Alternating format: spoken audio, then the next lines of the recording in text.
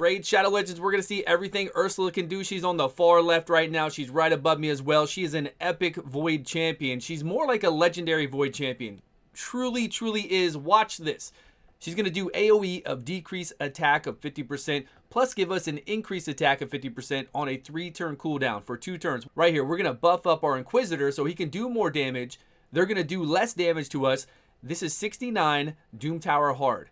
And then she's going to loop back around, and on her A3, she's going to give us an increased defense and a strengthen buff for 3 turns. That means we take 25% less damage from the strengthen, plus we get an increased defense. And if anybody's dead, she'll revive anyone with 75% HP and 50% turn meter. And then as well have that strengthen and increased defense on. It's insane. She really is way powerful. And of course, I've got her in some gear to get her some life back. It's not a regen set. It is a full-on immortal set because my regen set's being taken by other people, but it's all we need for her. What would we use her? What would you use her for? What do you need her for, Stu? Well, to keep you alive. And to make sure you take less damage from the enemy. What do you always need on all these bosses and all these waves? Decrease attack up on the enemy, increase attack up on your guys so you can do more damage to get through those waves, and then a reviver that we always do with our revivers. We make sure that they don't die. We put them in a regen set. We put them in an immortal set. Either one. Get that life back. Okay, watch here. Okay, we're doing okay. We're doing a little bit of damage. I'm sorry if this is going too fast for you. We got a lot of stuff to cover, so I want to show you everything she can do. We're about to see her do the revive in just a minute. So she'll always do this, right? Her A3 is on a 5-turn cooldown. If there's nobody dead, it doesn't matter. She's always going to apply the increased defense for 3 turns and the strengthen for 3 turns. That means that you're taking so much less damage. And then if anybody is dead, the whole entire team, they're going to come back with 75% HP and 50% turn meter, plus those buffs up. Look at this. So they're coming back strong. Very strong. If you wanted to play her in a Spiders team, you could. I'm not saying you need to. I just wanted to show her for a hot minute in here that she can help you out, right? She can come back. Again, it's those buffs to where you're mitigating so much damage, and she's going to put AoE decrease attack out on all these, look, on everybody out there. So they're all doing less damage to you and the buffs. And then, of course, if you die, she's bringing you back. I love this girl. I've been using her in speed runs for that increased attack so I can get that increased attack up right away, help me clear waves if I want to bring in Ithos, Septimus, and then if anything goes wrong at all, everybody's back up and we always finish the run. Nothing to worry about. Always complete it. Right here, you can see I kind of jumped around. 2 minute. I didn't want you to see the whole 2 minutes. I do have a very tanky little dwarf right there, just basically giving us this the decreased defense in the weaken, so that our royal guards can take advantage of that and do some damage. But he died. He died on us finally. And even if he would have died earlier than that, he did hold on for much longer than I thought. She would have brought him back eventually, right? There she goes. Okay. See? She brought him back. There we go. Okay, let's jump on to Fire Knight. You might want it. We've got all rares with her this time. Ursala. We've got a Renegade, 2 Cold Hearts, and a War Maiden. So if you got lucky enough to get Ursala and you have these other rares, there you go. Not going to be the fastest time in the world. Not going to be the slowest time either. We're going to do pretty good. And I hope, let me know if this speed is too fast for you guys. I don't like the one-time speed. I feel like if I have to talk over one-time speed, I need to really slow myself down and what I'm going over. But I just want to show you like all the areas. She's great in every single area of the game. Her stats are insane.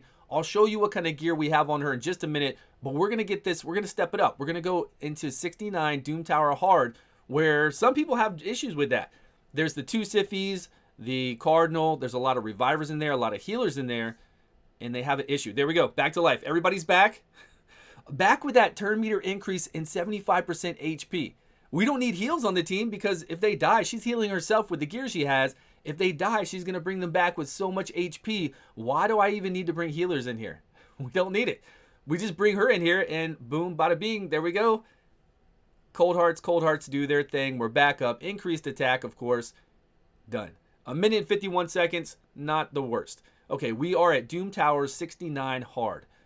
We're going to bring in Inquisitor Shamal, give him that increased attack, so that he can one-shot anybody that we need to. He's got buffs up. We're going for who did not get stunned. Okay? We got our bellower in here as well to give us some crowd control. Oh, we didn't take out that one. Okay, this is, okay, sorry. Skirt, let's roll this again. Sorry about that. That was not a good run. Sometimes RNG in the Doom Tower. I'm glad you saw that. That's what happens. Doom Tower is not always a clear run through. Sometimes you're going to have these issues. Right now, we're going to go for a Siffy. The other one's not taken care of. The Doom Tower is very RNG when you go through the waves, depending on what team you bring, even if you bring a really good team. I did run this about 5 times before I got really good footage that was smooth. Went all the way through.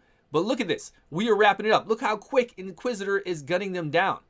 And like the footage I showed you when we first started this video, you're going to see in just a minute to where she's making it to where we take so much less damage with that decreased attack, increased attack for ourselves, which is wonderful to do for more damage. Great for our Inquisitor. And then she loops back around and puts up that increased defense and that strengthen where we take 25% less damage. So even when this next wave comes in and tries to do damage to our Shamal because he doesn't have a lot of HP at all, they're not going to do that much. They really are not. Now, I've done a video on 69 hard before. I used a different team than this, I want to say. But there are a lot of different teams that will work for you out there. So look through all my guides at the Doom Tower. If you're having trouble with waves, we've got a lot of them. And especially if you're having trouble with bosses, man, we've got so much to do with bosses. Bellower right there with that A1. We got a lockout. We got a stun. We're still going to take out this Siffy. That's it. She's got to go. The passive healing, if she gets her buffs up, the revive, now we can work on Cardinal. Right here. We can take the damage from Juliana. Is that who that is? Whoever those 2 girls are right now. Decrease attack up on them. We got our increased defense and strength in. I've said it 100 times. There it is. So when they're going to come in and hit him, look. They didn't even... What kind of damage are they going to do to him? They didn't even... Oh, 5,000? Okay. Now, if all that was not up, if they did, and believe me, you're right saying, okay, Stu, they don't look like they're hitting that hard. This is 69 Doom Tower hard. If they had none of these debuffs up, and if we had none of those buffs up, they would. They can kill my guy. They can one-shot him. They can really, truly one-shot him. But this is all Ursala. This is all her. And we haven't lost anybody, but if you're going through the Doom Tower and you do lose people, I use her on the Magma Dragon when we go in there with all our provokers. Of course, you're going to use her in Faction Wars 21, Faction Wars all the way up. I didn't get footage of her in Faction Wars. I've used her in there many times before. Please. You know she's going to be #1 MVP in Faction Wars. She is a legendary champion. She's not really an epic. She's one of those Legos like Madam Cirrus, Miscreated Monster, all those great ones that you look at and you're like, you know what? If this had a gold border, I'd be okay with that. I could work with that. We're going to take out this Siffy here, and that'll do it. Stun, lockout, Bellower's A1. We got the stunning, tanking Bellower guide that I did like a year ago. He still holds true to this day. He's so amazing. And after we took out the Siffy, it's just, you know, whatever is loose, pick it up. Do turn meter reduction, If it's not stunned, if it's not locked out, take care of it. That's it. We're on auto right now. You can't see it behind me, but we are on full auto spinning there. But that's it. That is Ursala. She is so amazing. Let's look at the gear I've got on. Here is our 3-piece Immortal set. I don't have a regen set handy. Otherwise, I'd put her in a regen and Immortal. She'd heal back way more life. Tons more life. We've got defense, HP, speed. I would go HP or HP defense like this, and speed is fine. Then we've got more HP. Honestly, this should be HP or defense as well, but I think I wanted the resistance and the accuracy together, so just don't mind that. It should be something to keep you alive. We have resistance here because having somebody like this in high resistance so we don't get those debuffs on us and she keeps healing and then she can revive everybody else is what it's all about. That's what we want. The rest of these, speed, accuracy, whatever else we needed here. I do have a lot of mixed stats here. Yeah, she's kind of powerful, right? We've got a lot of accuracy and a lot of resistance. We don't need all this if we're playing like an accuracy lead or one or the other. And we don't need all this going through normal dungeons. I have these people buffed up to be this good because we go through Doom Tower hard. And sometimes we need a little bit of both.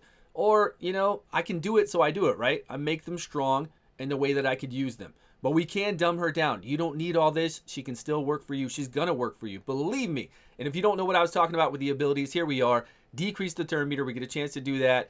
AoE damage. We're doing an attack. I haven't built her to do damage. I don't really want to. She's not there for that. I want that decrease attack up. I want the increase attack up, especially if we're going to do speed runs through the waves or even just to help us out go through the waves. Decrease attack so we don't get killed.